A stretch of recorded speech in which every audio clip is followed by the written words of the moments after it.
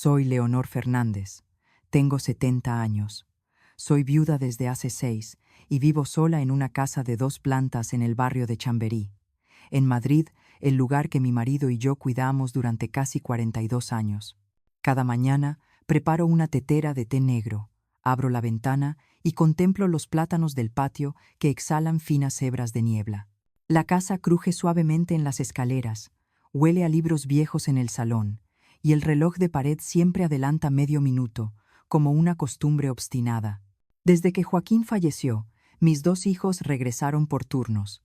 Diego, que trabaja en una obra a las afueras y sale temprano para volver de noche, y Clara, recién divorciada, que llegó con unas maletas y una mirada esquiva cada vez que intento hablarle.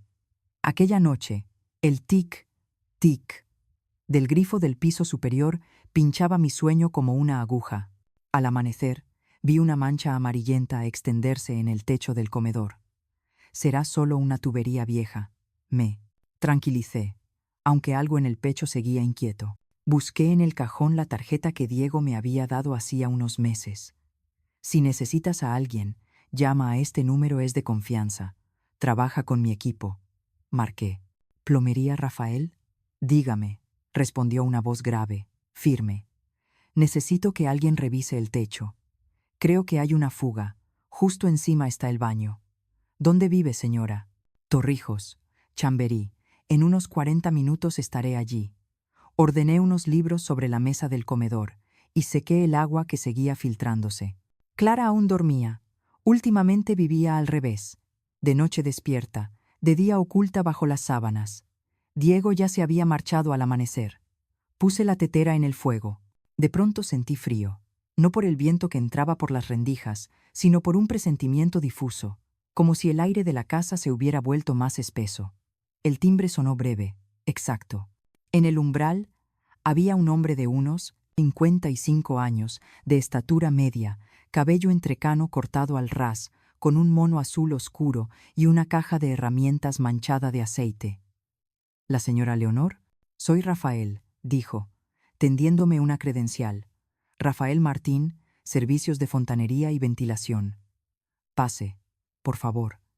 La mancha está justo encima de la mesa del comedor. El baño queda arriba.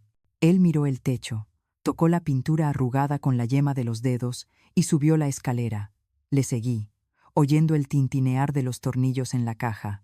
El baño estaba limpio, con mosaicos blancos y azules, y un tramo de tubo de cobre visible junto a la pared. Rafael se agachó, pegó el oído al conducto, abrió una válvula pequeña, escuchó. Luego alzó la vista hacia el techo. «¿Podría mostrarme el sótano, señora?» Su voz bajó un tono, como quien intenta mantener la calma. «Quiero revisar todo el sistema de tuberías y de ventilación. El sótano está al final del pasillo de la cocina, casi nunca bajo». La puerta de madera chirrió. Las escaleras de cemento descendían hacia una penumbra húmeda. Encendí la bombilla de filamento.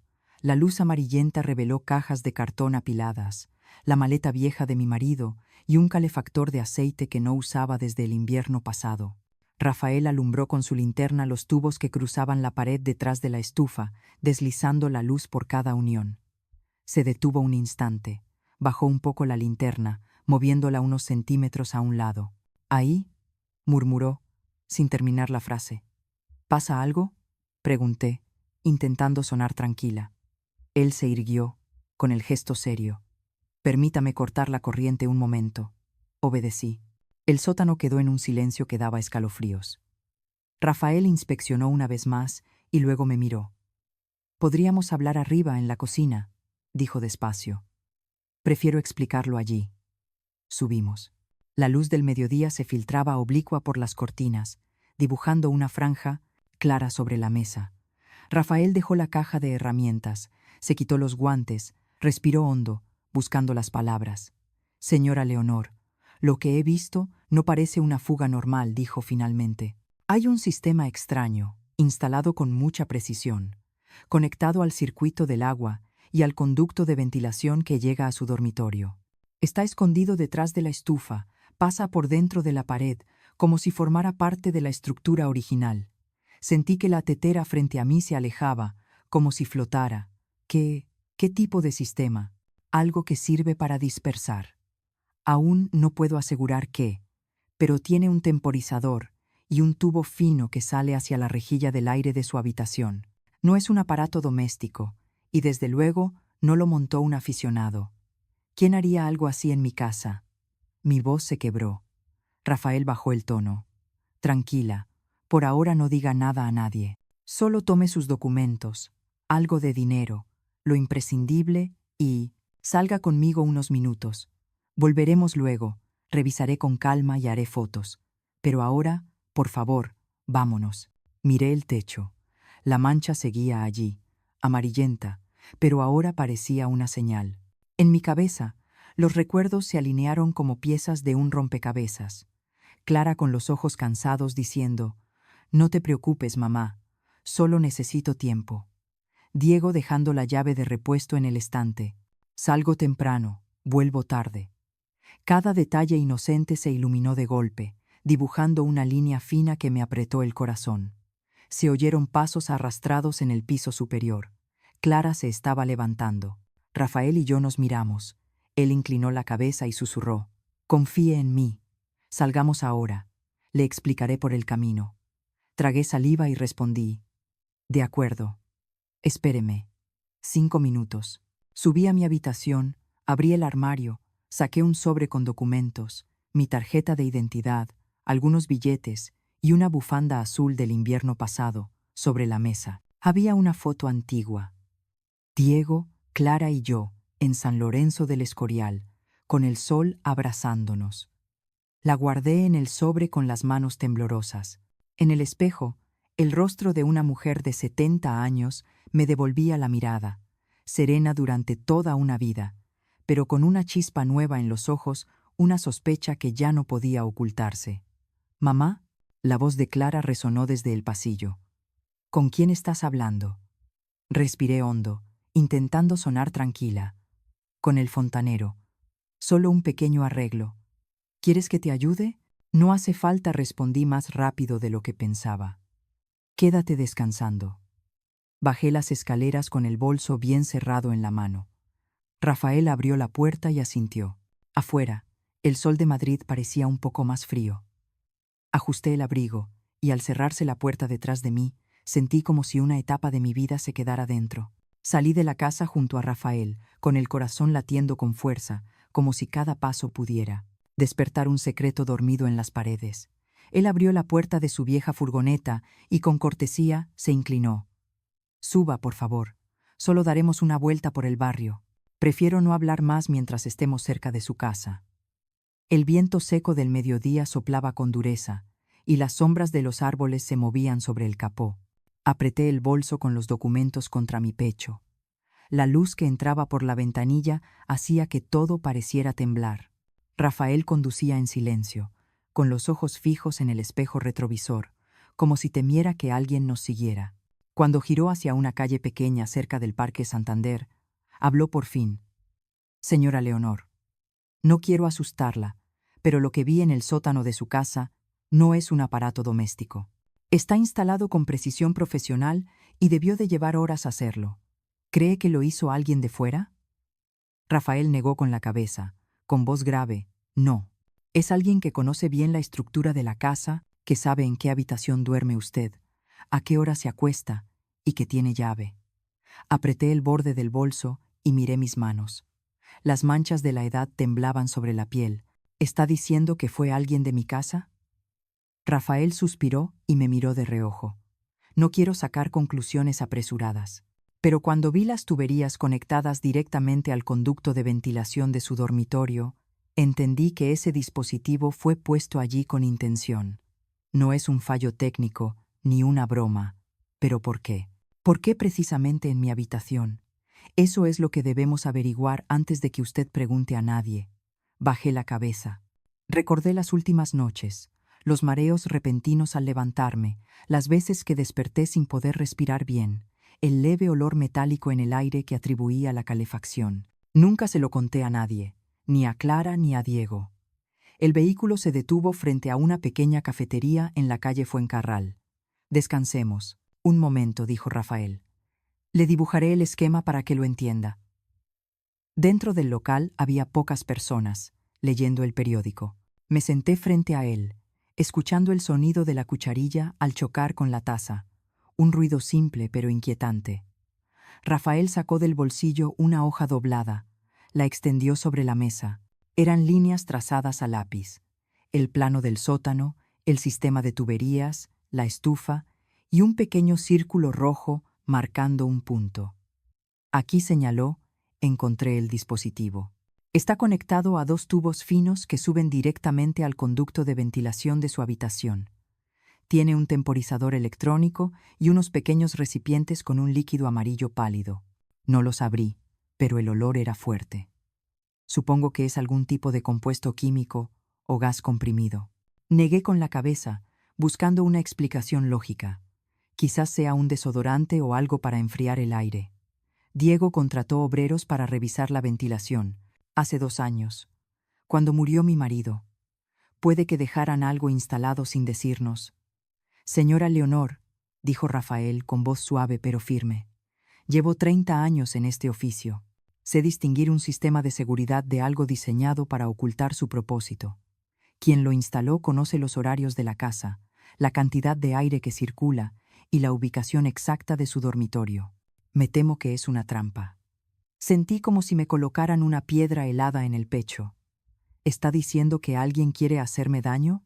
No respondió enseguida. Bebió un sorbo de café y murmuró. Si estoy equivocado, le pediré disculpas. Pero si tengo razón, su vida corre peligro. Sus palabras hicieron que el lugar pareciera inclinarse. Miré por la ventana. La gente de Madrid caminaba tranquila, el sol brillaba como siempre.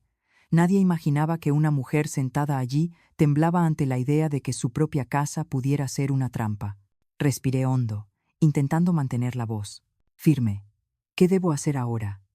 Rafael miró su reloj. Volver a casa ahora sería arriesgado.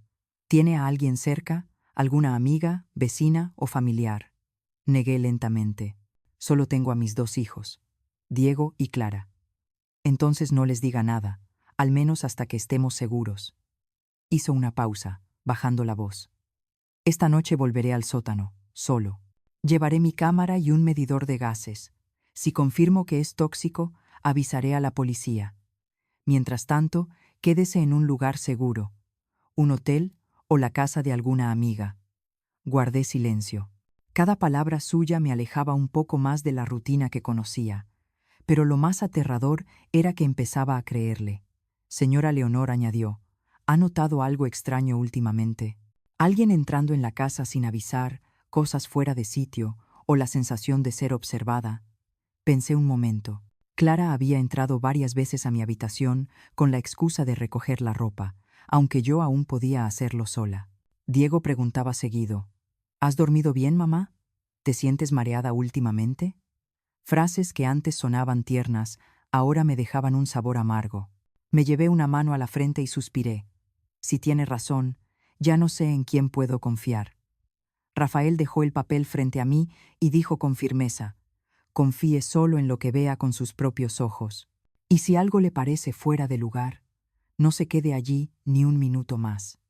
Asentí, lentamente, como alguien que sueña despierto. Fuera de la ventana, la luz de la tarde se había vuelto amarillenta y opaca. De pronto recordé que, cuando salí, Clara seguía en la cocina. Me había mirado al marcharme, con un rostro inquietantemente sereno. Un escalofrío me recorrió la espalda. Rafael, pregunté en voz baja, si de verdad alguien instaló eso, ¿qué cree que harían al descubrir que usted lo sabe?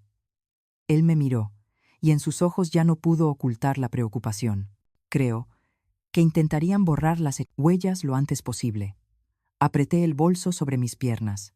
En algún rincón del alma, una voz me susurraba que, si regresaba a casa, tal vez no volvería a despertar. Rafael se levantó y dejó el dinero sobre la mesa. Vámonos. La llevaré a un sitio seguro. No vuelva a casa esta noche, aunque alguien la llame. Asentí. Y mientras salíamos del café, Madrid me pareció de repente demasiado grande, y el mundo que conocía mi casa, la mesa del comedor, la taza de té y mis 2 hijos, se convirtió en el lugar más ajeno del planeta.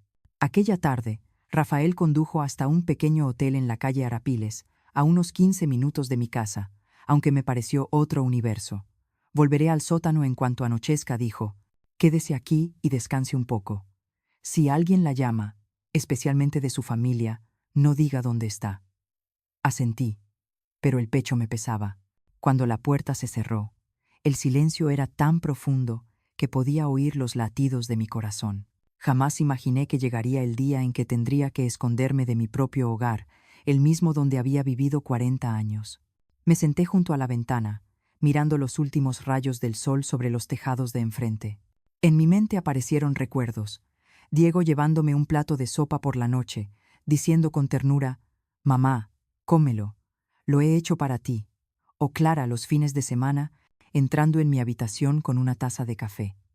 Ellos habían sido mi consuelo, la razón por la que soporté la soledad después de perder a mi esposo. Ahora, esas mismas imágenes me helaban la sangre. Cerca de las 8 p.m. sonó el teléfono. En la pantalla aparecía el nombre de Clara. Contuve el aliento, las manos me temblaban, pero no contesté. Un minuto después llegó un mensaje. «Mamá, acabo de llegar y no estás. Estoy preocupada.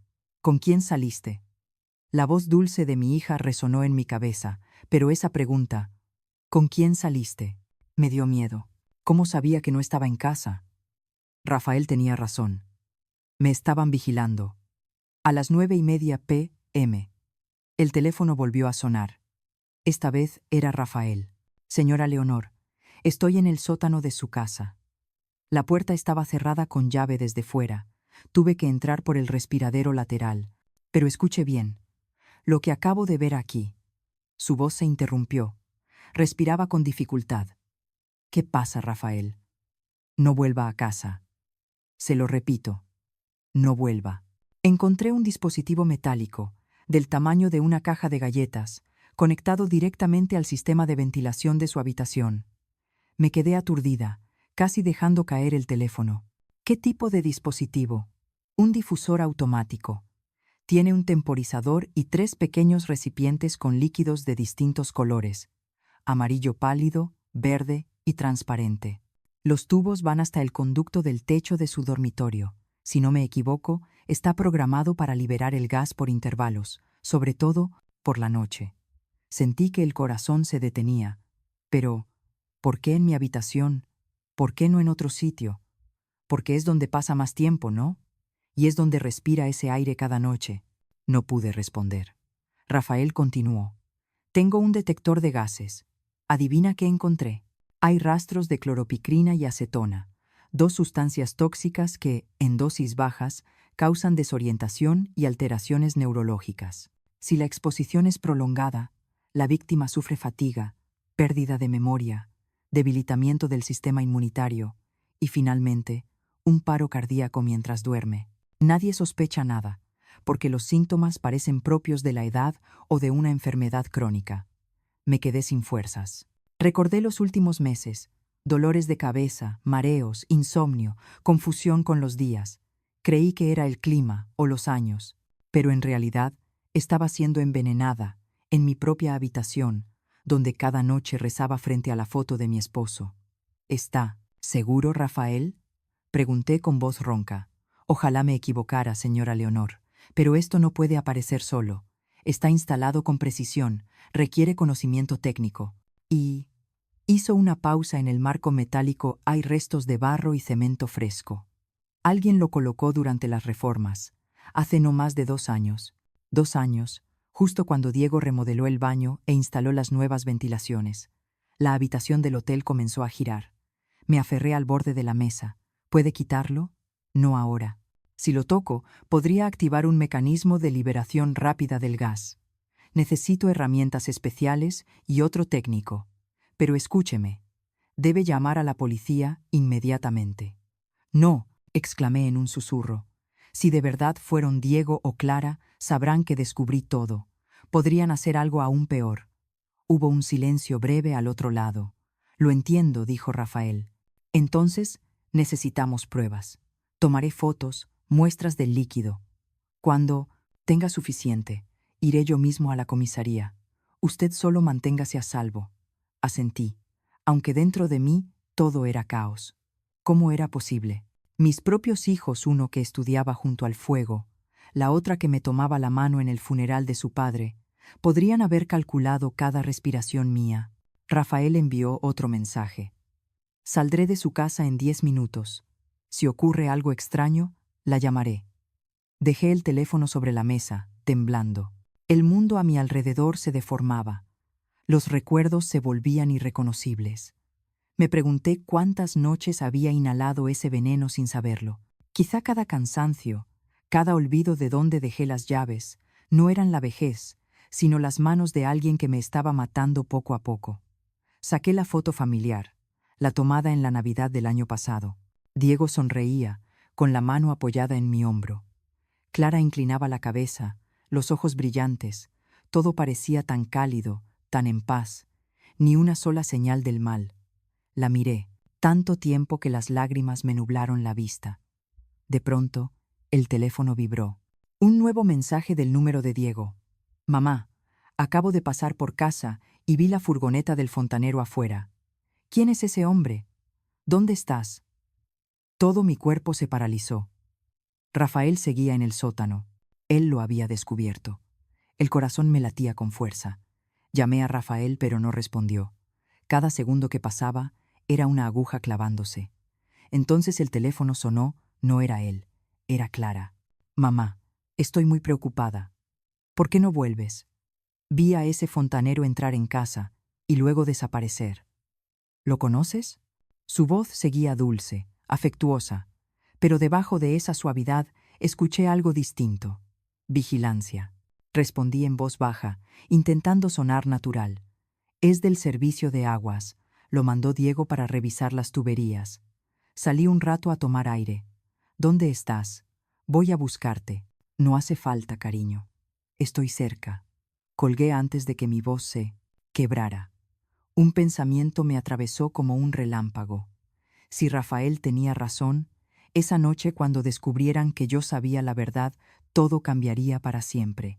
Permanecí inmóvil junto a la ventana del hotel, mirando las luces de Madrid encenderse poco a poco, tejiendo una red dorada sobre la ciudad. Desde que Rafael cortó la llamada, había pasado más de una hora, y no había vuelto a saber de él. El silencio se alargaba como una herida abierta, lenta y profunda. Cada célula de mi cuerpo gritaba que algo terrible estaba ocurriendo. Intenté mantener la calma. Mi mente era un ovillo de hilos, pero empecé a recomponer los recuerdos. ¿Quién podría haber hecho eso? ¿Quién tenía el tiempo, el conocimiento y el acceso para entrar en mi casa sin despertar sospechas? La respuesta se extendió en mi cabeza como una mancha de tinta. Diego. Era ingeniero civil, conocía los sistemas de cañerías, electricidad y ventilación. Fue él quien insistió en remodelar la casa hace 2 años, justo después de la muerte de mi esposo. En aquel momento me habló con dulzura. No te preocupes, mamá. Te haré una casa nueva, más luminosa, más ventilada. Quiero que vivas cómoda. Me emocioné hasta las lágrimas. Nunca imaginé que, quizá en ese mismo instante, ya estaba planeando convertir mi hogar en una trampa. Y luego Clara. Ella no sabía de técnica, pero pasaba todo el día en casa. Conocía cada uno de mis hábitos. Sabía a qué hora me acostaba, qué medicinas tomaba, incluso dónde guardaba mi libreta de ahorros. Recuerdo haberla visto una vez frente a la rejilla de ventilación, observándola con atención. Cuando le pregunté, solo sonrió. Escuché un silbido. Pensé que era un ratón, mamá. Entonces le creí. Ahora, cada detalle me parece una señal aterradora. Incliné la cabeza, temblando. ¿Por qué ellos? ¿Por qué precisamente los 2 seres que di a luz, que crié, que eduqué, podrían? Una parte de mí se aferraba a la razón. No puede ser. Quizá Rafael se equivoca. Tal vez sea un aparato viejo. Pero la imagen de los recipientes llenos de líquido venenoso y del temporizador implacable no desaparecía. Había dormido bajo ese flujo de aire noche tras noche, inhalando veneno sin saber que me estaban matando lentamente. Abrí el bolso y saqué mi cartera. Documentos, tarjetas bancarias, libreta de ahorros, todo guardado en un sobre marrón. No era una fortuna para los ricos, pero para mis hijos, con sus problemas económicos, era una herencia considerable. Mi esposo, antes de morir, había dejado un seguro de vida de aproximadamente 480.000 euros. Yo era la beneficiaria, pero si yo moría, el dinero se dividiría entre mis dos hijos. Además, la casa en Chamberí valía al menos 700.000 euros, sin contar los ahorros que tenía en el banco. Todo sumaba casi 1 millón de euros.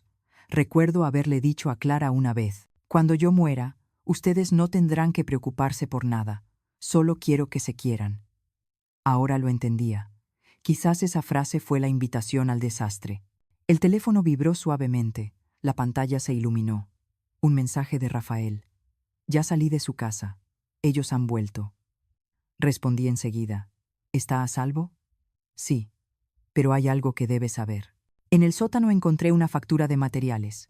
El comprador figura como Diego Torres. Dirección: su casa. Fecha: 18 de febrero del año pasado. Concepto: mantenimiento del sistema de ventilación. Le tomé una foto. Ahora ya sabe quién está detrás, ¿verdad? Leí esas líneas y sentí que el suelo se abría bajo mis pies. Ya no quedaban dudas. Todo apuntaba a Diego. Pero ¿por qué Clara también parecía implicada? ¿Podía saberlo? O peor aún, ¿participar? Me dejé caer en la cama, sosteniéndome la cabeza. En mi mente resonaban fragmentos de conversaciones. Mamá, ¿te sientes cansada? Últimamente te veo muy pálida. Déjame pedir una revisión médica, mamá. Mi amiga es doctora. No tienes de qué preocuparte. Estaban preparando el camino hacia una conclusión razonable. Mamá está enferma, mamá es vieja, mamá es débil. Y cuando yo cayera, nadie sospecharía nada. Miré hacia afuera. La noche ya cubría Madrid. Una parte de mí quería llamar directamente a la policía, pero entonces recordé el rostro de Diego, esa mirada cuando me besó la frente en Navidad. Mamá, eres lo más valioso que tengo. ¿Podría soportar ver a ese mismo hijo esposado y llevado por los agentes? Tomé el teléfono para llamar a Rafael, pero sonó una notificación. Esta vez era Diego. Mamá, sé dónde estás. No tengas miedo, solo quiero hablar contigo. Te juro que no te haré daño. Por favor, mamá, vuelve a casa. Cada nervio de mi cuerpo se tensó. ¿Cómo sabía que estaba en el hotel? ¿O alguien me había estado siguiendo desde antes? Inmediatamente llegó otro mensaje. Si no vuelves, iré a buscarte. Solo quiero que descanses. No estás bien, necesitas ayuda. Esa última frase me heló la piel. No estás bien. La frase que siempre repetían. La llave de todo su plan. Si reaccionaba, podrían decir que estaba paranoica, confundida, y cualquier denuncia mía sonaría como el delirio de una anciana senil. Apagué el teléfono, el corazón golpeando en el pecho. En el espejo, mi rostro estaba pálido, los ojos llenos de venas. 70 años, y nunca me había sentido tan vieja. Me senté, preguntándome, si por dinero eran capaces de quitarme la vida, ¿cuándo comenzó esa avaricia? ¿Acaso fue porque, tras la muerte de mi esposo, no repartí el dinero ni puse la casa a su nombre? ¿O fui yo, con mi fe ciega en ellos, quien sembró esta tragedia? Una ráfaga fría se coló por la ventana entreabierta. Corrí las cortinas, pero justo al hacerlo, el teléfono del hotel comenzó a sonar. El timbre era agudo, insistente, como si tirara de mi corazón. Dudé unos segundos, luego descolgué. Al otro lado, una voz masculina, grave y tranquila. Señora Leonor, soy el inspector Morales. Acabamos de recibir una llamada anónima diciendo que usted sufre pérdida de memoria y podría representar un riesgo para sí misma. ¿Se encuentra bien? Me quedé muda. Sabía quién había llamado. Aún sostenía el auricular cuando la voz del inspector Morales volvió a llenar el aire, uniforme y fría. Señora Leonor, ¿me oye bien? Solo queremos asegurarnos de que está a salvo. Respondí con esfuerzo, intentando mantener la calma.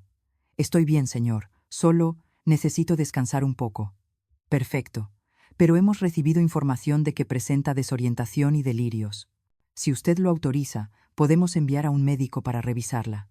Apreté con fuerza el auricular. Delirios. Esa palabra giraba en mi cabeza. Lo comprendí al instante. Habían llamado Diego o Clara. Querían crear un historial médico, tal como Rafael me había advertido. Una vez etiquetada como demente, nadie creería mis palabras sobre el complot en mi casa. Respiré hondo y respondí con voz firme. No hace falta, señor. Estoy con una persona de confianza. Si necesito algo, me pondré en contacto. Colgué y desenchufé el teléfono de la pared. El silencio llenó la habitación. Afuera, el murmullo del tráfico de Madrid seguía constante, como si el mundo siguiera su curso normal, mientras yo quedaba atrapada en una pesadilla. En ese momento, mi móvil parpadeó. Un nuevo mensaje de Rafael. Señora Leonor, ya tengo pruebas, pero temo que ellos lo saben. Voy camino al hotel. Si alguien llama o golpea la puerta, no abra. Llegaré en 15 minutos. Leí y releí esas palabras, sintiendo alivio y miedo al mismo tiempo. Rafael era la única persona en la que podía confiar. Recogí rápidamente mis cosas, documentos, algo de dinero, algunos objetos pequeños. Sabía que no podía quedarme mucho más. Si me habían encontrado en cuestión de horas, significaba que estaban vigilando cada paso. Corrí la cortina y miré hacia la calle. Un coche negro estaba estacionado justo enfrente, las luces encendidas aunque nadie entraba ni salía. Podría ser un transeúnte, pero una voz interior susurró. No seas ingenua, Leonor. Menos de 10 minutos después, sonó el timbre. 3 toques cortos, 2 largos. Mi corazón dio un vuelco. Rafael había dicho que, si venía, tocaría 3 veces iguales. No me moví. Señora Leonor, una voz femenina desde el pasillo. Somos la policía. Por favor, abra la puerta. Solo queremos confirmar que está bien. Me quedé inmóvil. No podía hacerlo. Podían ser policías, o alguien haciéndose pasar por ellos. Retrocedí con cautela, hasta oír. Si no abre, avisaremos a la recepción. Sentí que la sangre se me helaba. Si el recepcionista subía, tendría la llave. Tenía que irme ya. Miré alrededor. La ventana daba a un pequeño balcón que daba al callejón trasero. Abrí la puerta con prisa. El viento frío golpeó mi rostro. El balcón estaba en el segundo piso. No era una altura peligrosa. Debajo, el techo del café formaba una superficie inclinada. Apreté el bolso contra el pecho. Respiré hondo y trepé hacia afuera, con el corazón golpeando como si fuera a romperse. Los golpes en la puerta se hicieron más fuertes detrás de mí, pero no miré atrás. Me deslicé por el tejado y caí sobre el pavimento del callejón. El golpe me dolió en la rodilla, pero no me detuve. Corrí entre las sombras, siguiendo la estrecha calle hasta confundirme con la multitud. 10 minutos después, me detuve en la esquina de la Plaza de Quevedo, frente a un pequeño café que seguía abierto. Entré, me senté en una mesa junto a la pared, de espaldas a la puerta. Respiraba con dificultad. El sudor frío me corría por la sendo. Nuca. Escribí un mensaje rápido a Rafael. He salido del hotel. Estoy en el Café del Sol, cerca de la Plaza de Quevedo. A los pocos minutos, me llamó. Su voz sonaba ronca, agitada. Muy bien. Ha hecho lo correcto. Acabo de librarme de un coche que me seguía. Creo que ya saben que tengo las muestras del líquido. Debemos salir de Madrid esta misma noche. ¿Salir? ¿A dónde? Toledo. Tengo un contacto en el equipo técnico de medio ambiente allí. Puede analizar el líquido sin pasar por la policía. Guardé silencio un instante. Toledo, a menos de 2 horas en coche, pero para mí sonaba como otro mundo. Rafael llegó media hora después, con una chaqueta oscura y una gorra. Cuando lo vi entrar al café, casi lloré de alivio.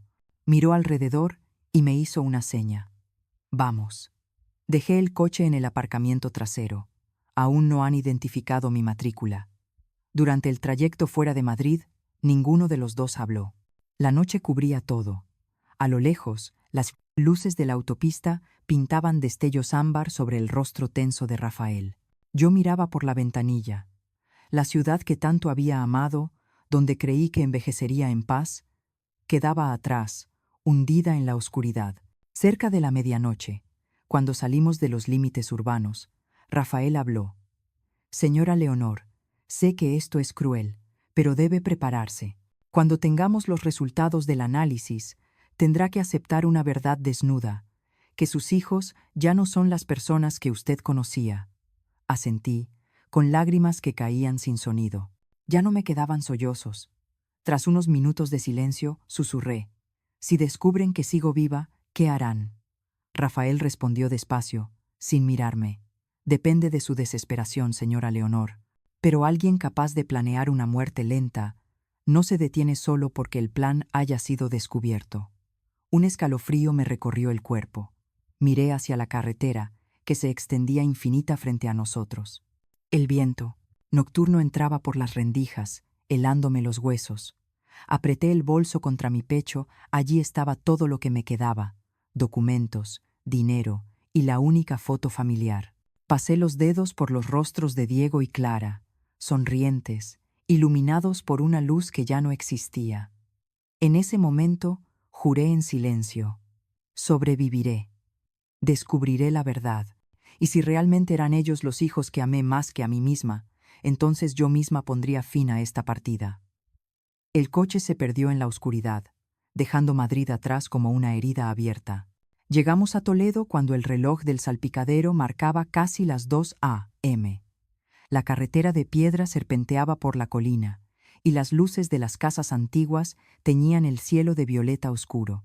Nunca había estado allí, pero aquella noche, la calma de la ciudad me hizo sentir más segura que en Madrid, aunque fuera solo por un instante. Rafael me llevó a un pequeño apartamento en el tercer piso del casco histórico. «Es la casa de mi amigo», dijo.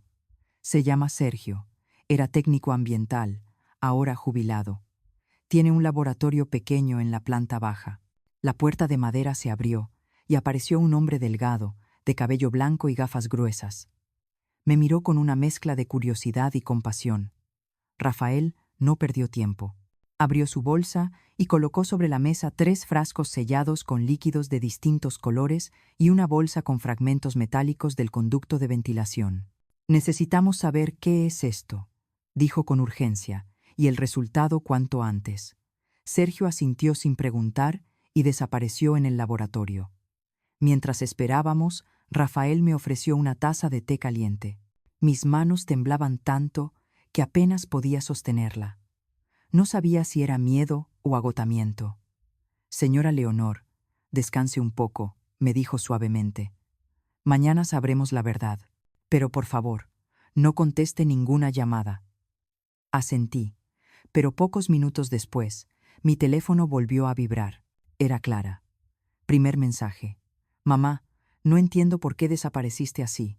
Estamos muy preocupados». Segundo mensaje, justo después: «Diego quiere ir a la policía a denunciar tu desaparición, pero yo creo que solo estás cansada. Dime dónde estás, iré a buscarte». Cada palabra era dulce, cuidadosa, pero yo solo veía en ellas una cosa: control. No respondí. 10 minutos después, fue el turno de Diego. Esta vez, la pantalla del teléfono parpadeaba sin parar. Tras 3 llamadas seguidas, me vi obligada a apagarlo. Aún así, la sensación de estar vigilada seguía ardiendo por dentro, como si pudieran encontrarme solo con pensarlo. Alrededor de las 7 a.m., Sergio regresó con un sobre grande. Lo dejó sobre la mesa y habló con voz ronca. «Rafael, señora Leonor, estas sustancias no se consiguen en tiendas comunes. Es una mezcla de compuestos neuroinhibidores leves. En dosis bajas provocan cansancio, confusión, pérdida de memoria, pero si la exposición se prolonga puede causar insuficiencia cardíaca o un falso infarto natural. Hay rastros de acetona y cloropicrina». Sentí un escalofrío recorrerme el cuerpo. ¿Cuánto de eso había respirado cada noche? ¿Cuánto tiempo me quedaba si Rafael no lo hubiera descubierto? Sergio me entregó una hoja con los resultados. «He firmado la validación. Es una prueba forense preliminar. Debería entregarla a la policía cuanto antes». Rafael asintió. «Volveré a Madrid. Tengo que entrar otra vez en su casa, conseguir más fotos y las facturas de los materiales. Eso será la prueba más directa». Le tomé la mano con fuerza. «No, pueden descubrirlo. Tendré cuidado. He trabajado en zonas técnicas. Sé cómo moverme sin llamar la atención. Nadie imaginará que un fontanero vuelva solo porque olvidó sus herramientas. No pude detenerlo. Solo lo vi marcharse, con la promesa de que me llamaría al llegar. Al mediodía, encendí el teléfono solo para revisar mensajes. Un escalofrío me recorrió la espalda al ver decenas de llamadas perdidas de Diego, Clara y números desconocidos quizá de la policía o del hospital. El último mensaje de Diego me heló las manos. Mamá, sabemos que estás en Toledo. Por favor, no empeores las cosas. Solo quiero que vuelvas a casa a descansar. No estás bien. Necesitas ayuda. Sabían dónde estaba. ¿Cómo? No se lo había dicho a nadie, excepto a Rafael y Sergio. Miré a mi alrededor, hasta que mis ojos se detuvieron en el teléfono móvil. GPS. Olvidé desactivar la localización. Le pasé el aparato a Sergio. Él retiró la batería, la rompió en pedazos y la dejó en un recipiente metálico. Ahora está a salvo, dijo. Por la tarde, Rafael llamó desde un número desconocido. Su voz sonaba grave y acelerada. Entré en la casa. No hay nadie. Estoy fotografiando los recibos, los planos de reparación. Pero su respiración se cortó de golpe. ¿Qué ocurre, Rafael? Escuché la llor. Puerta del piso de arriba. Alguien ha vuelto. Contuve el aliento. En mi mente apareció la imagen de la casa de Chamberí, la escalera de madera, las cortinas, la luz filtrada por el visillo. Y allí, solo, Rafael. Rafael, váyase. Casi grité. Él susurró. No puedo. Necesito tomar una muestra más del conducto de ventilación. Solo unos segundos. Un ruido seco retumbó por el auricular. Clac. Y luego, silencio absoluto. Marqué de nuevo, sin respuesta. El corazón se me desplomó en el pecho. Llamé una y otra vez, solo escuchando la línea cortada. Sergio me miró, pálido. Quizás volvieron antes de lo previsto, o ya lo saben. Nos quedamos inmóviles en aquella habitación pequeña. El tiempo se detuvo. No fue hasta que el reloj marcó las 8 p.m. que el teléfono fijo de Sergio sonó. Me estremecí. Él contestó, en voz baja. ¿Hola? La voz de Rafael sonó entrecortada, jadeando. Estoy bien. Tuve que saltar por el muro trasero. Clara, regresó con Diego. Vieron mis huellas, hablaron con los vecinos. Los escuché decir que informarían a la policía que su madre tiene demencia y que un hombre la engañó para robarle. También mencionaron que pedirán acceso a sus cuentas bancarias. Me quedé sin aire. Estaban creando el escenario perfecto. Una anciana confundida, manipulada por un fontanero que quería quedarse con su dinero. Rafael, salga de allí, le dije con voz temblorosa. Voy hacia la carretera, pero Leonor, no solo inventan historias, saben dónde está. Vi a Clara hablando por teléfono, mencionando Toledo. Debe irse, esta misma noche. Apreté el teléfono, sintiendo que me faltaba el aire. Todo avanzaba demasiado rápido. De la sospecha, al miedo, y ahora, a la cacería. Me giré hacia Sergio. Tenemos que irnos, ya lo saben. Él asintió, sacando las llaves del coche. Al salir, levanté la vista. El cielo de Toledo brillaba lleno de estrellas. En algún lugar, bajo esa misma oscuridad, Rafael huía. Y yo, una mujer de 70 años, debía escapar de mis propios hijos. No sabía a dónde ir, solo sabía una cosa. Si me detenía, borrarían toda prueba de la verdad. Y esta vez, nadie vendría a salvarme. A la mañana siguiente, cuando la primera luz del amanecer rozó los tejados de Toledo, mi teléfono vibró sin parar. Era el número de la comisaría de Chamberí. El agente al otro lado habló brevemente. Habían recibido un expediente urgente de Sergio, junto con las muestras que Rafael había enviado, y necesitaban que me presentara para levantar el informe oficial. Sentí un peso en el pecho, una mezcla de esperanza y de miedo. Fui a la comisaría con Rafael. Sergio se quedó para enviar oficialmente los resultados del análisis al departamento correspondiente.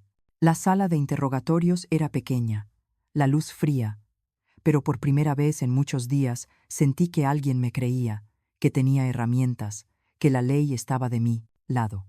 Me senté frente al inspector y relaté con detalle desde el momento en que vi la mancha amarillenta en el techo, la llamada al fontanero que Diego había recomendado, hasta el día en que Rafael abrió la tapa del sótano y encontró los frascos extraños. Rafael entregó una memoria USB con las fotos. Sergio, las muestras analizadas. El policía tomó notas con precisión, preguntando cada detalle como quien vuelve a tejer una historia. Enviaremos de inmediato al equipo forense, dijo. También habrá una unidad de investigación de campo en su casa de Chamberí. Gracias por conservar las pruebas y por no hablar con nadie más. Respondí con cansancio, pero dentro sentí un pequeño calor. Por fin estaban actuando. El equipo policial partió de Toledo rumbo a Madrid, mientras a mí me pedían una lista de posibles sospechosos. Nombres, teléfonos, transacciones bancarias si existían. Entregué todo lo que sabía. Números de cuenta, pólizas de seguro, llamadas, extrañas. Cada vez que mencionaba el nombre de Diego o Clara, la sala quedaba en silencio. Sus miradas lo decían todo. En sus voces percibí cautela. Los casos familiares eran delicados, pero las pruebas científicas hablarían por sí solas. A media tarde sonó mi teléfono. El inspector, con tono urgente. Hemos llegado a su casa. Hay hallazgos que debemos comentarle de inmediato. Contuve las ganas de vomitar. Rafael susurró. Prepárese, Leonor. Han encontrado rastros. Cuando el equipo forense llegó al hotel, tomaron muestras de mi sangre para analizarlas. Me trasladaron al hospital local, no por heridas, sino para comprobar los niveles de compuestos en mi organismo. El médico me hizo preguntas. Respondí entre temblores y agotamiento. Prometieron enviar los resultados toxicológicos en 24 horas, y me aconsejaron evitar lugares inseguros. Mientras tanto, los investigadores y peritos entraban en mi casa de Chamberí. Rafael había fotografiado todo antes de irse, pero ahora los especialistas, vestidos con trajes protectores, mascarillas y guantes blancos, bajaban al sótano paso a paso. Abrieron tuberías, quitaron tapas, iluminaron los rincones bajo las tablas viejas. Imaginé que estaban destapando el tablero negro de una verdad mortal. Una hora después, el inspector volvió a llamar. Hemos encontrado componentes metálicos ocultos detrás del muro del sótano. Algunos estaban desmontados y escondidos en cajas antiguas. Había pequeños frascos plásticos con líquidos, 2 de ellos aún con residuos, y el equipo forense detectó la misma composición química que en las muestras de Sergio. También hallamos recibos de compra a nombre de Diego Torres. Y algo más. Un cuaderno con horarios, números y anotaciones como si fuera un registro de dosis. Su voz se quebró, conteniendo la emoción. Escuché cada palabra caer como martillazos. Un cuaderno, anotaciones, habían encontrado las pruebas que yo solo veía en mis pesadillas. El inspector continuó. Estamos citando a Diego y Clara para interrogarlos. No podemos concluir aún. Necesitamos comparar los compuestos, verificar los proveedores y comprobar si alguien los ayudó técnicamente. Asentí mientras las lágrimas caían sin darme cuenta. Aún faltaban muchos pasos laboratorio, tribunales, pero por primera vez en muchas noches me dormí con la sensación de no estar sola. Al caer la tarde, el inspector volvió a llamar. Tenemos el informe preliminar del laboratorio. Hay rastros de compuestos neuroestimulantes de baja intensidad en el conducto de ventilación de su dormitorio. Algunas piezas desmontadas muestran instalación profesional. También encontramos una copia de factura a nombre de Diego, tal como Rafael mencionó. Hemos citado a sus 2 hijos para aclarar varios puntos. Permanecí inmóvil, imaginando a Diego y Clara frente a los agentes. ¿Negarían todo? ¿Llorarían? ¿Fingirían dolor? No lo sabía. Una parte de mí aún quería creer en su inocencia, pero la razón y cada fragmento de evidencia apuntaban a una verdad fría y cruel. Cuando la noche cayó, tras horas de exámenes y declaraciones, regresé con Rafael a la habitación temporal del hotel. Sobre la mesa había un sobre grueso.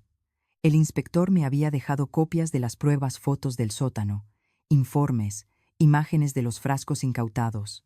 Pasé las páginas con los ojos nublados, leyendo los números y palabras legales que ahora definían mi vida. La luz exterior se apagó lentamente. El teléfono sonó. Número desconocido. Contesté. Una voz masculina, corta y fría. Señora Leonor, hemos confiscado el teléfono del señor Rafael para revisarlo. ¿Está él implicado en este caso? Me quedé muda. Rafael estaba junto a mí, su rostro endurecido. Esa voz me reveló algo amargo. Aunque la policía actuara conforme a la ley, la investigación podía volverse contra nosotros. Alguien quería silenciar la verdad. O, tal vez, cerrarlo todo antes de que saliera más a la luz. Suspiré, mirando la foto familiar dentro del sobre. El rostro joven de Diego, la sonrisa traviesa de Clara, la mirada de mi esposo cuando aún vivía. La seguridad de toda una vida se tambaleaba, y entendí, más que nunca, que el camino hacia la justicia sería largo y lleno de trampas. Pero al menos, esa noche, había pruebas tangibles, y eso lo cambiaba todo. Aquella noche, me quedé despierta mirando el techo del hotel, escuchando pasos imaginarios, puertas que se cerraban. Me repetí en silencio, llegaré hasta el final. Y en algún laboratorio, las muestras de mi sangre esperaban revelar la respuesta definitiva. ¿Quién intentó arrebatarme el último aliento? A la mañana siguiente, me citaron nuevamente en la comisaría. El cielo de Madrid estaba cubierto de un gris espeso, como una capa de ceniza sobre toda la ciudad. Rafael iba sentado a mi lado en el coche, en silencio, cada uno perdido en sus pensamientos, mientras en la radio del vehículo policial se escuchaba en voz baja: El laboratorio forense ha completado el análisis preliminar de las muestras. Sentí el corazón contraerse. Sabía que aquella mañana todo cambiaría. Ya no habría conjeturas, ni posiblemente habría pruebas. En la sala de investigación, el inspector Morales abrió su maletín y colocó frente a mí un grueso expediente con el sello oficial del Cuerpo Nacional de Policía. Se quitó las gafas y me miró con una mezcla de seriedad y compasión. Señora Leonor, ya tenemos los resultados del análisis, pero antes debo prepararla. Lo que encontramos será muy difícil de escuchar. Apreté la mano de Rafael bajo la mesa. Morales asintió y abrió la carpeta. Durante el registro del sótano, además de los componentes que usted conocía, el equipo forense encontró una libreta pequeña escondida dentro de una caja de cartón con la etiqueta ropa de invierno. La libreta pertenece a su hija Clara Torres. Me quedé inmóvil. En ella continuó: Morales, hay un diario detallado sobre su estado de salud, anotado por días y horas. 12 de marzo. Mamá se queja de dolor de cabeza, aumentar la dosis 5 mililitros. 2 de abril. Mamá duerme mucho, buen resultado, pero reducir a la mitad para evitar sospechas. 18 de junio. Mamá empieza a confundirse, mantener la dosis actual. Abrí la boca, sin poder respirar. Cada frase era un golpe seco en mi memoria. Aquellos días en que despertaba aturdida, sin saber dónde estaba, pensando que era simple vejez. Todo había sido anotado meticulosamente, con la frialdad de un experimento científico. Morales colocó otra hoja sobre la mesa. También hallamos fórmulas químicas escritas a mano, ecuaciones sobre compuestos orgánicos y reacciones al calentarse. Lo más importante, los símbolos coinciden con las sustancias detectadas por el laboratorio de Toledo en el sistema de ventilación. Su hija estudió bioquímica aplicada en la Universidad Autónoma, ¿cierto? Asentí, con los labios temblorosos. Abandonó en tercer curso, pero siempre fue buena en química. De niña preparaba geles desinfectantes, barras de labios con aceite de coco. Yo pensaba que solo era creatividad. Morales suspiró. Creemos que Clara fue quien preparó las soluciones químicas, pero no pudo hacerlo sin ayuda técnica. Ahí entra Diego. Abrió otro documento, la declaración de una vecina, Rosa Hernández, que vivía justo enfrente de mi casa. Pude leer su letra temblorosa. Hace unos 2 años vi al señor Diego con un grupo de personas haciendo reparaciones en casa de la señora Leonor. Dijo que eran técnicos de construcción, pero la mayoría del tiempo solo entraba él, sobre todo al sótano. Llevaban tubos de aluminio, taladros y pequeños recipientes como latas de pintura. Cuando le pregunté, dijo que estaba mejorando el mal sistema de ventilación para que su madre no pasara tanto calor en verano. Morales dobló la hoja y levantó la mirada. La vecina confirmó que Diego instaló personalmente el nuevo sistema de ventilación, justo en la época en que se colocaron los dispositivos. Encontramos huellas en el marco metálico de los conductos, coincidentes con su registro de identidad. Me quedé sin palabras. Habían montado todo dentro de la casa que yo creía más segura. Clara, con sus fórmulas precisas. Diego, con su habilidad técnica. Dos manos distintas que encajaban a la perfección para un mismo propósito. Morales habló despacio. Hemos detenido temporalmente a sus hijos para interrogarlos. Ambos lo niegan. Clara asegura que la libreta es solo una investigación antigua de la universidad. Diego insiste en que reparó las tuberías por petición de su madre y que los materiales hallados son restos de una obra vieja. Pero empujó hacia mí una fotografía, tomada por la cámara de un vecino. En la imagen, Diego estaba frente a mi puerta con una caja metálica pequeña, igual al dispositivo de aspersión que Rafael había descrito. A su lado Clara, con una gorra de visera, mirando alrededor con cautela. Llevé la mano a la boca, temblando. «Juntos», murmuré. Lo hicieron juntos. Rafael me apoyó la mano en el hombro, sin decir nada. Su mirada era grave, triste. Morales cerró el expediente. Tenemos ya pruebas suficientes para presentar cargos preliminares. La libreta de Clara es la clave. Además, investigamos las cuentas de Diego. Hay transferencias sospechosas desde prestamistas. Parece tener grandes deudas. El objetivo, el dinero del seguro y la casa. Incliné la cabeza sobre la mesa. El silencio llenó la sala, roto solo por el rasgueo del bolígrafo del inspector. «Hay algo más», señora Leonor añadió. En la libreta, junto a las notas médicas, encontramos una página que creemos escrita por Diego, solo una frase. «Cuando todo termine, mamá descansará y nosotros empezaremos de nuevo». Cerré los ojos. Las imágenes regresaron. Clara sonriendo en su graduación, Diego arrodillado ante mí tras la muerte de su padre, prometiendo cuidarme para siempre. Ahora, esas promesas se habían disuelto en gas tóxico, esparcido por las paredes y por cada respiración mía. Levanté la cabeza y miré directamente a Morales. «Por favor, no sean indulgentes con ellos. No quiero verlos salir de prisión para buscar a otra persona a quien hacer daño». Él asintió, con voz firme. «Se lo prometo, señora Leonor. Llegaremos hasta el final». Al salir de la comisaría, me detuve en los escalones y respiré hondo. Esa tarde, Madrid estaba envuelta en una neblina espesa. Los coches formaban largas filas y el sonido de las bocinas se mezclaba con el repique de una iglesia lejana. Sentí el viento pasar entre mi cabello. Ya no olía a veneno, sino a libertad, mezclada con dolor. Las pruebas eran irrefutables, pero dentro de mí quedaba una sola pregunta que nadie podría responder. ¿Desde cuándo el amor de una madre puede ser motivo suficiente para matar por dinero? 2 días después, fui convocada al juzgado de primera instancia de Madrid para escuchar el informe financiero de mis hijos.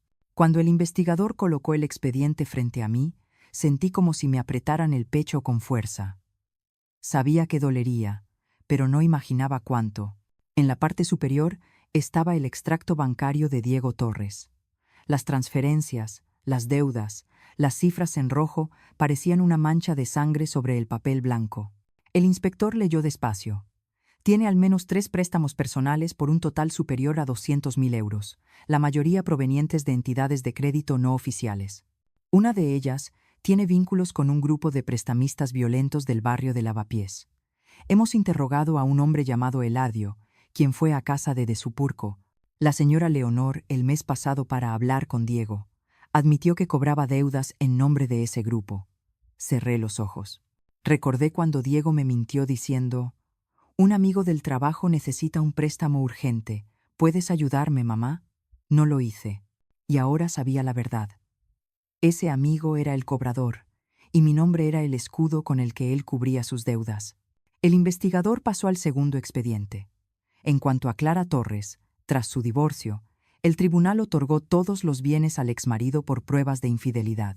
Ella abandonó el piso de Salamanca, llevándose pocas pertenencias y una compensación simbólica.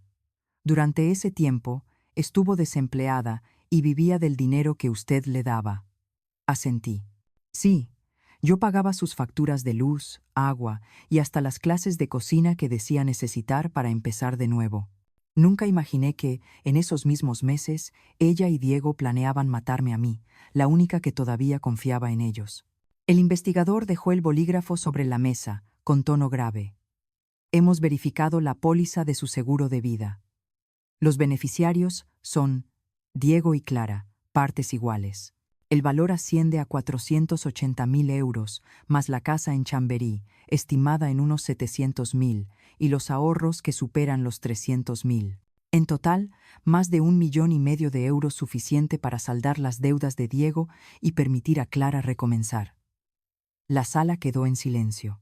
Podía escuchar el tic-tac del reloj en la pared, marcando el fin de lo poco que quedaba de mi fe en ellos. Morales continuó, evitando mi mirada. Y hay un detalle más. Ambos conocían la cláusula de su testamento. Si su muerte presentaba indicios criminales, perderían la herencia.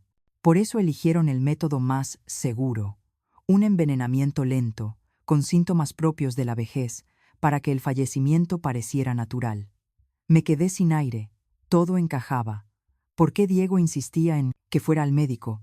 ¿Por qué Clara me preparaba té cada noche, sonriendo mientras decía: «Mamá, bébelo todo, las hierbas son buenas para el corazón»? Ahora, solo pensar en ello me hacía estremecer. En cada taza había podido estar mi próxima dosis de veneno. Morales bajó la voz. Según las primeras declaraciones, Diego dice que la idea fue de Clara, pero los mensajes extraídos de su teléfono muestran lo contrario. En la conversación, Diego escribió: «No podemos dejar que todo se pierda. Si mamá muere de forma natural, nadie sospechará. Solo asegúrate de que no sea demasiado fuerte». Y Clara respondió: «Calcularé la dosis. Solo instala el dispositivo en el lugar correcto». Mis manos temblaban al ver esas frases impresas en negrita. Cada palabra era una cuchillada sobre los recuerdos de mis hijos, los mismos a quienes arrullé, abracé cuando tenían miedo a las tormentas. Rafael, detrás de mí, permanecía en silencio, su mano firme sobre mi hombro. Lo escuché decir suavemente: «No se derrumbe, Leonor, ahora ya no pueden ocultar nada. La justicia está muy cerca». Asentí, aunque las lágrimas seguían cayendo. Fueron todo para mí, Rafael. Y ahora solo queda este vacío. ¿Cómo puede una madre comprender que sus propios hijos deseen su muerte? Él no respondió. Sacó de su bolsillo una vieja fotografía, la misma donde aparecíamos los tres. Hace 10 años. Quizás, dijo despacio, actuaron por miedo, desesperación o codicia. Pero usted eligió vivir. Y vivir es la mejor forma de venganza. Esa tarde, la policía emitió el informe oficial. Diego y Clara fueron acusados de intento de homicidio premeditado, con motivación económica clara. El reporte describía con precisión el plan. Diego propuso reemplazar el sistema de ventilación para ocultar el dispositivo de difusión. Clara compró los químicos en foros clandestinos y probó las dosis en animales domésticos. Cuando confirmaron su eficacia, programaron el temporizador para activarse cada noche, para que mamá se debilitara poco a poco, sin sospechar. Esas líneas frías y precisas me helaron la sangre, no solo por el grado de cálculo, sino por la paciencia. Habían vivido a mi lado, comido conmigo, reído cada día, durante 8 meses, fingiendo cuidar de su presa. Cuando salí del tribunal, comenzó a llover. Las gotas menudas cayeron sobre mis hombros, mezclándose con mis lágrimas. Rafael abrió el paraguas y murmuró: «La lluvia limpia lo que está sucio, señora». Miré el reflejo distorsionado de mi rostro en el asfalto mojado, demacrado, pero con una mirada que ya no temblaba. Sabía que lo peor aún no había terminado. El juicio se acercaba, y allí tendría que enfrentar a mis 2 hijos. Escuchar cómo intentaban justificar el asesinato de su madre como una liberación para la familia. Pero en ese instante me hice una promesa. Asistiría, me mantendría en pie y contaría toda la verdad, gota a gota, porque si callaba, ellos ganarían, y si hablaba, aunque temblara, sería la primera vez en mi vida que vencía a mi propio miedo. 3 meses después, el juicio por el caso Torres Fernández comenzó oficialmente en el Tribunal Superior de Madrid. Me senté en la sala, entre muros de piedra fría y un público abarrotado, con el corazón oprimido. La luz que caía desde el tragaluz iluminaba los dos rostros que había besado cada noche cuando eran niños, Diego y Clara. Ahora, vestidos con uniformes grises de prisión, sus miradas eran tan frías como el vidrio roto. A mi lado estaba Rafael, con un traje oscuro, en silencio. Solo se escuchaban el tecleo de la secretaria judicial y el golpeteo rítmico del mazo del juez. Frente a nosotros, el magistrado Gutiérrez, de cabello blanco y ojos que parecían atravesar cualquier mentira. El juicio duró 3 semanas. Cada día fue una nueva herida en mi corazón. El primer día, la fiscalía presentó un acta de acusación de más de 20 páginas. Los acusados Diego Torres y Clara Torres, con motivación económica, planearon el envenenamiento de su madre, Leonor Fernández, mediante la instalación de un dispositivo que liberaba sustancias químicas en el sistema de ventilación de la vivienda en Chamberí. El acto fue premeditado, meticuloso y prolongado durante meses, causando un deterioro grave en la salud de la víctima. Cada palabra, conspiración, envenenamiento, madre biológica, me atravesaba como una daga. El abogado defensor se levantó para objetar, intentando desviar la atención hacia mi salud mental, alegando que yo sufría delirios y secuelas psicológicas tras enviudar. Afirmó que Rafael, un fontanero con motivos ocultos, me había manipulado. La sala se llenó de murmullos, pero yo no reaccioné. Apreté las manos y mantuve la mirada fija al frente. El tercer día, Rafael subió al estrado como testigo. Relató con precisión desde la llamada inicial hasta el hallazgo del dispositivo en el sótano. Su voz era serena, constante, aunque sus ojos mostraban emoción cuando se cruzaron con los míos. He visto muchos sistemas técnicos en mi carrera, pero nunca algo tan sofisticado. Tenía conductos, depósitos de sustancias tóxicas, temporizador automático, todo oculto bajo una pared recién pintada. El abogado defensor lo interrumpió con tono agresivo. ¿Está usted seguro de que lo que vio no era un viejo purificador de aire malinterpretado? Rafael lo miró directamente y respondió con firmeza. Si eso era un purificador de aire, entonces era el único capaz de matar en lugar de limpiar el ambiente. Un murmullo recorrió la sala. Lo miré, agradecida por el valor de aquel hombre desconocido que había hecho lo que yo no pude, enfrentarse a mis propios hijos. El octavo día, el toxicólogo Dr. Ramos presentó los resultados de los análisis. Mostró gráficos, imágenes microscópicas y comparaciones con las muestras tomadas de mi cuerpo. Detectamos residuos de cloropicrina y acetona en los conductos y en la sangre de la señora Leonor. Son compuestos que alteran el sistema nervioso central, reducen la capacidad cognitiva y provocan insuficiencia cardíaca con exposición prolongada. Las concentraciones halladas indican una exposición de al menos 8 meses. Algunos asistentes soltaron exclamaciones ahogadas.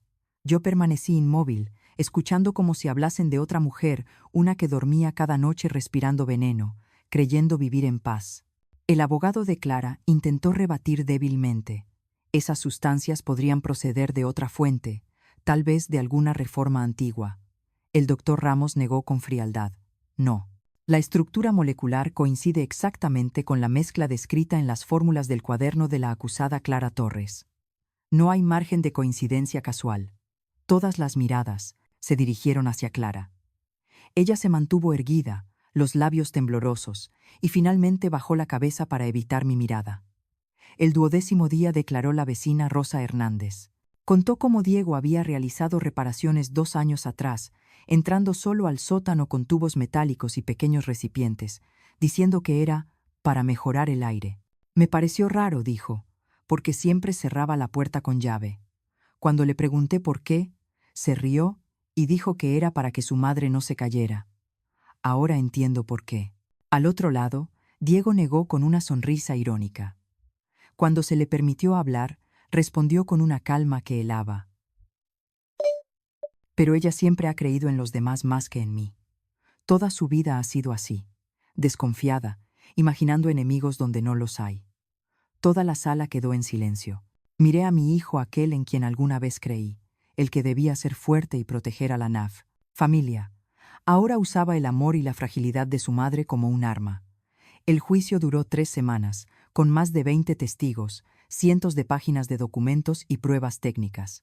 Yo solo asistía, escuchaba y firmaba. No lloré, no grité. Todas mis lágrimas habían quedado en las noches de Toledo. Ahora solo quedaba el vacío. El día de la sentencia, la sala estaba repleta de periodistas. El juez Gutiérrez se puso de pie. Su voz resonó en el aire inmóvil. Después de examinar todas las pruebas, declaraciones y conclusiones científicas, el tribunal declara culpables a los acusados. Diego Torres es condenado a 20 años de prisión, sin posibilidad de indulto durante los primeros 15 años. Clara Torres es condenada a 18 años, con opción de revisión a los 12 años por su cooperación parcial con la investigación. ¡Bang! El mazo golpeó con fuerza. Todos exhalaron al mismo tiempo. Yo permanecí inmóvil. Diego giró hacia mí y esbozó una sonrisa torcida. Ganaste, mamá. Pero, ¿con quién vas a vivir ahora? Aquella frase dolió más que cualquier sentencia. Clara rompió a llorar. Se desplomó sobre la mesa. Cuando la policía la escoltó fuera, me miró con ojos suplicantes. Mamá, lo siento. Nunca pensé que esto llegaría tan lejos. Le respondí, casi en un susurro. Sí pensaste, hija. Lo único que no imaginaste fue que sobreviviría. Cuando todos abandonaron el tribunal, Rafael me sostuvo del brazo. El frío de octubre en Madrid calaba los huesos, pero el sol de la tarde se filtraba por los ventanales del juzgado.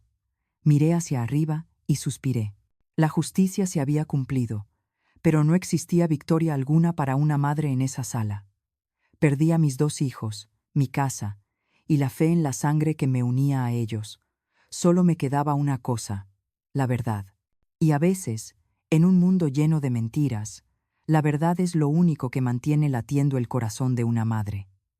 Después del juicio, regresé al pequeño apartamento temporal en Toledo, donde Rafael me preparaba el desayuno cada mañana.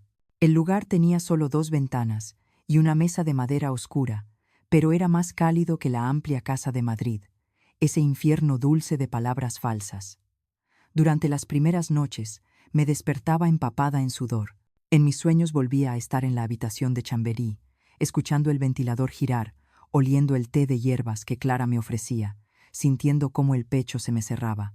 Al despertar, abría las ventanas de par en par y respiraba el aire del amanecer de Toledo, recordándome que había escapado, que seguía viva.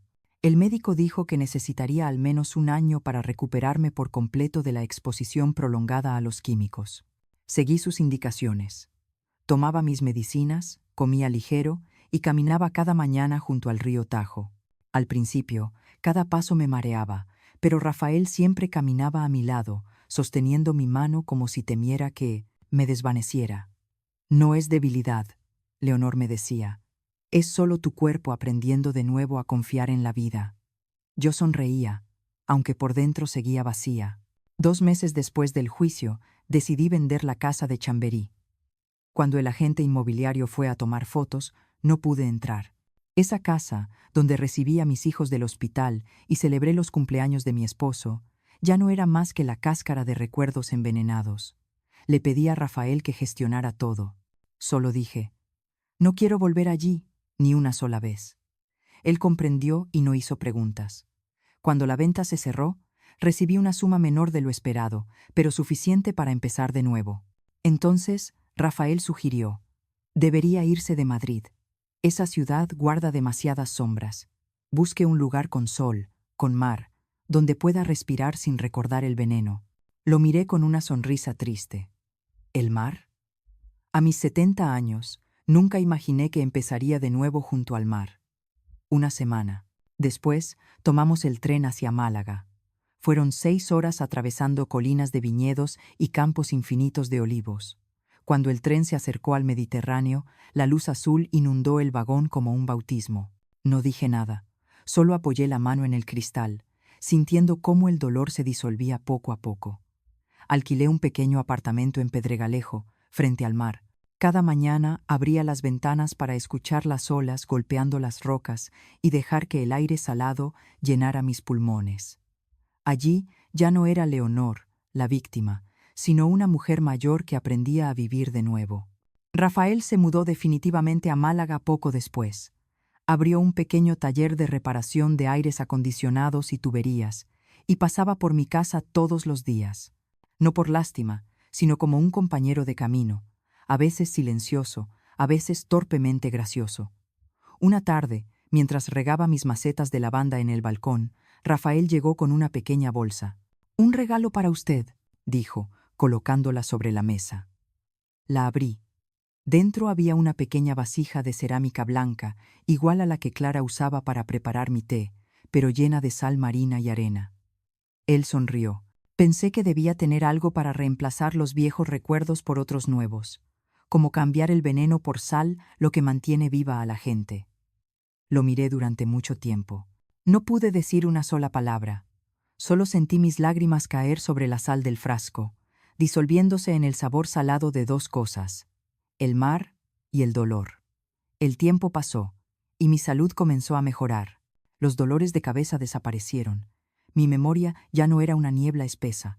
Volví a leer mis libros viejos, a preparar café por las mañanas, y a veces me atrevía a mirarme al espejo, sin reconocer en mis ojos a la mujer que había temido morir. Una mañana de junio recibí una carta desde la prisión. Era de Clara.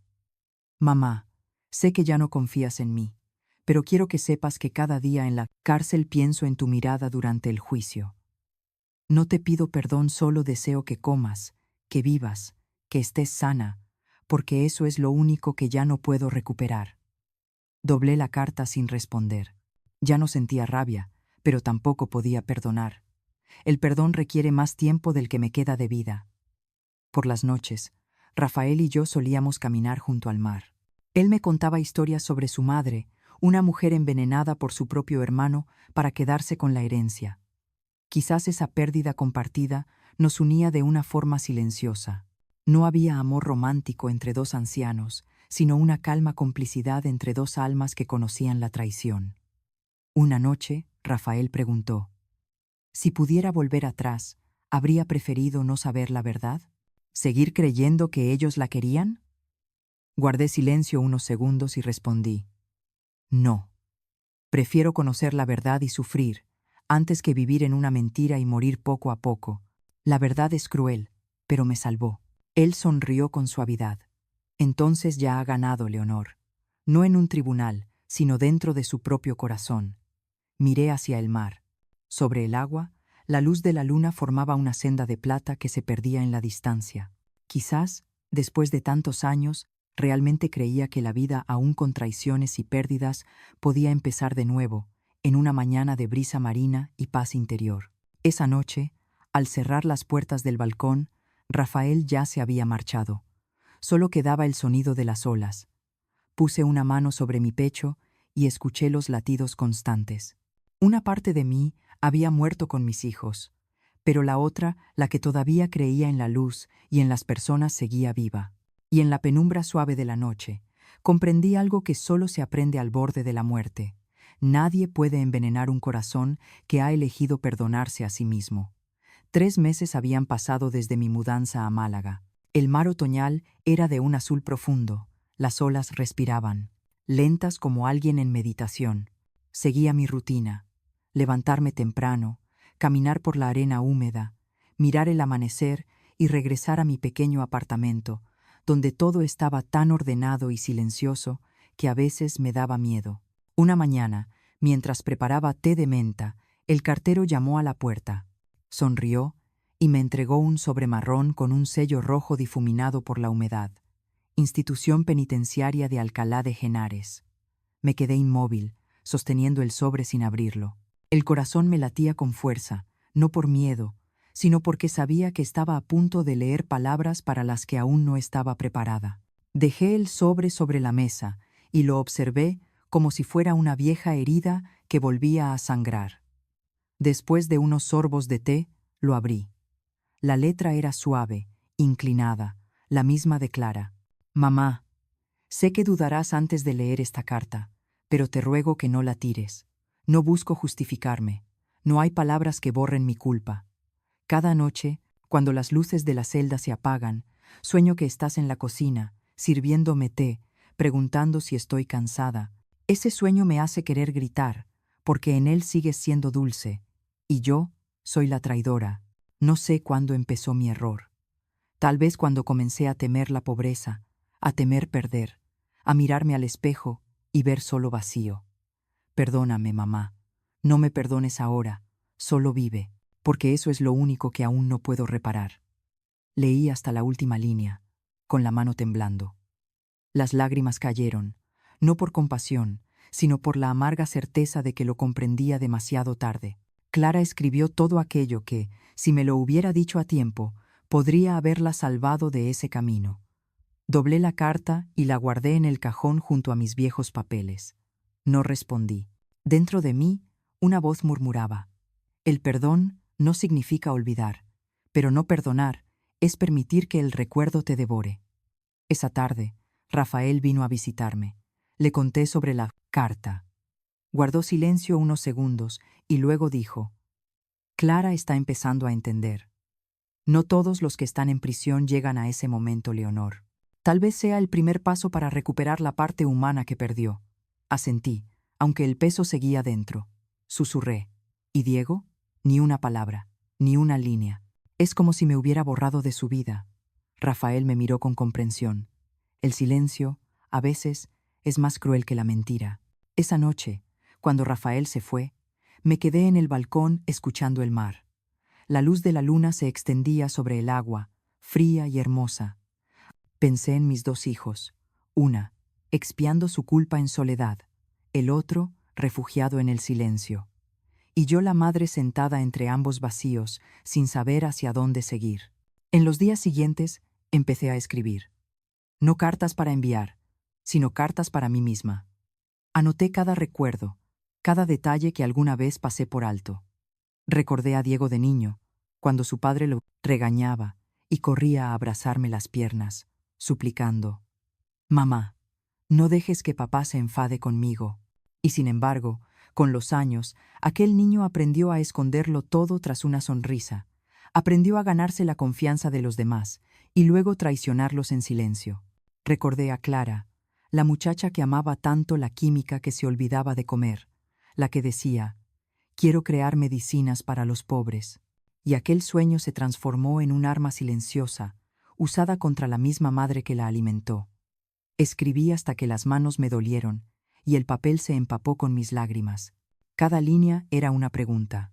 ¿Qué señales no vi? ¿Por qué, cuando mi hija guardó silencio demasiado tiempo, pensé que estaba cansada y no que se alejaba? ¿Por qué, cuando mi hijo evitaba mi mirada, creí que era por trabajo y no por engaño?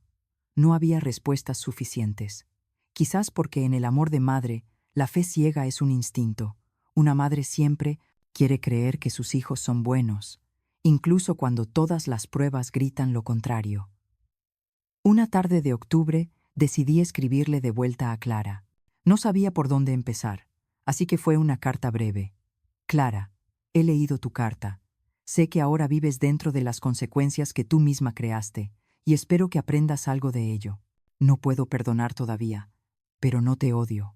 Quizás algún día, cuando pueda mirarte sin recordar las noches sin aire en aquella habitación, sabré que estoy lista para perdonar. Vive bien. No repitas tus errores. Mamá. Firmé. Doblé la carta y fui a la oficina de correos. Cuando el sello se pegó al sobre, sentí un ligero alivio. El perdón no nace de la grandeza, sino del deseo de paz. Pero con Diego, su silencio seguía pesando sobre mí. Cada vez que caminaba por la playa y veía a los padres jugando con sus hijos en la arena, me preguntaba: ¿fui demasiado dura con él o demasiado indulgente? No lo sé, solo sé que una parte de mí aún lo ama, a pesar del crimen, a pesar del miedo. Una noche, Rafael preguntó: «Si Diego escribiera, ¿le respondería?». Respondí tras un largo silencio: «Sí, aunque solo fuera para decirle que sigo decepcionada, porque el silencio también es una forma de cobardía». El tiempo siguió su curso. Vivía con sencillez. Leía, regaba las plantas, caminaba con Rafael, pero dentro de mí llevaba una lección que ninguna escuela enseña, que el amor de madre no siempre puede salvar a los hijos, y que a veces el cariño ciego es un veneno lento que mata a ambos lados. Cuando la noche caía sobre Málaga, encendía una vela en el balcón y miraba su llama temblorosa. Susurraba, como si hablara conmigo misma. Tú puedes traicionar a tu madre, pero no dejaré que esa traición convierta mi corazón en piedra. Respiré hondo y cerré los ojos. Después de todo, sentí que por fin había paz en mí, una paz que no venía de perdonar a otros, sino de haber aprendido a perdonarme a mí misma. La historia de Leonor no termina con odio, sino con un suspiro tranquilo, tras años de oscuridad que parecían no tener salida. Esta es una historia ficcional basada en hechos reales, con nombres y lugares modificados para proteger la privacidad. Leonor sobrevivió gracias a una simple gota de agua y al valor de escuchar la verdad que otros quisieron ocultar. Pero quizás lo más inquietante no sea el crimen, sino la pregunta: cuando vemos señales del mal dentro de nuestro propio hogar, ¿elegimos callar o hablar? Aún herida, Leonor sigue creyendo que Dios nunca abandona a los honestos y compasivos, que su bendición alcance a todos los que atraviesan su propio dolor, para que un día también encuentren la luz como ella. Mira los 2 videos recomendados al final de la pantalla, donde continúan las historias de fe, verdad y fortaleza.